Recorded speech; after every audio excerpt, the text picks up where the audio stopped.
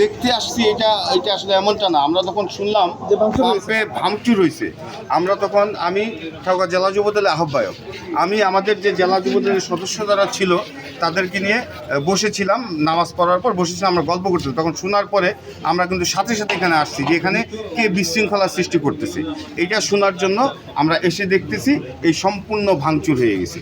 তো যতটুকু জানতে পারলাম যে এখানে যারা এই ঘটনাটা ঘটাইছে, সেই ঘটনাটা যারা ঘটাইছে তারা অবশ্যই এই সরকারের ভাবমূর্তিকে ক্ষুণ্ণ করার লক্ষ্যে তারা অন্তরালে কাজ করে যাচ্ছে, আমার যেটা মনে হয় আর কি, আমার ব্যক্তিগত ধারণা আছে।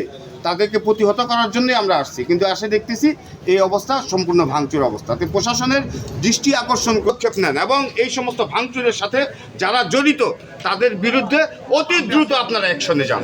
কি মনে হয় উদ্দেশ্য প্রণোদিত কিনা না বাসা টাসা সব বাড়ি দূর ভাঙছে।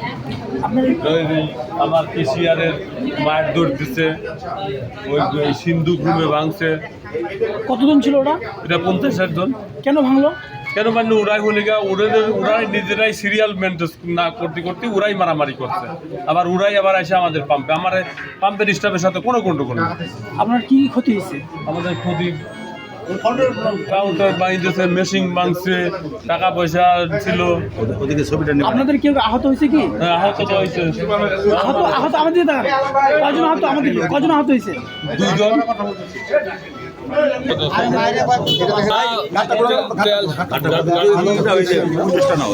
বলেন তো কি হয়েছিল ভাই?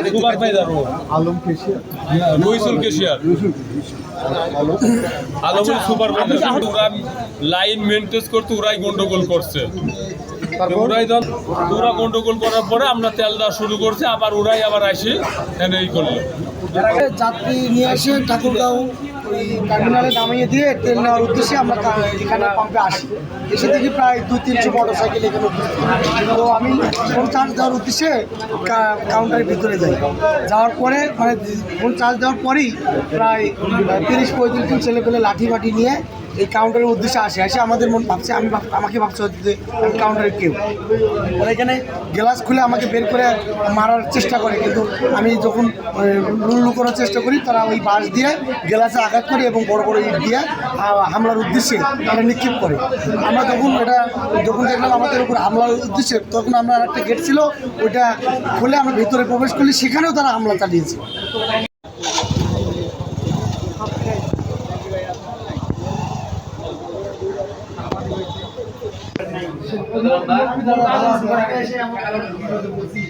মানে মোবাইল চার্জ দেওয়া আমি এখানে আসতে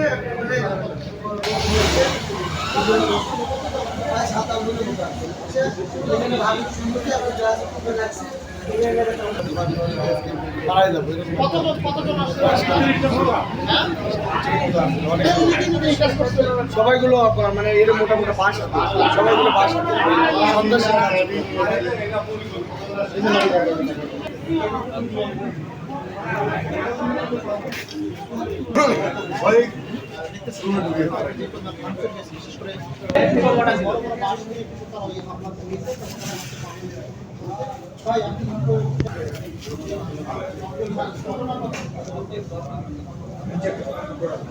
চিং ভাঙছে, গ্লাস বট দুইয়ের ভাঙি চুরমার করতেছে। কতজন আসছিল টোটাল? এটা 50-60 জন। পুলিশকে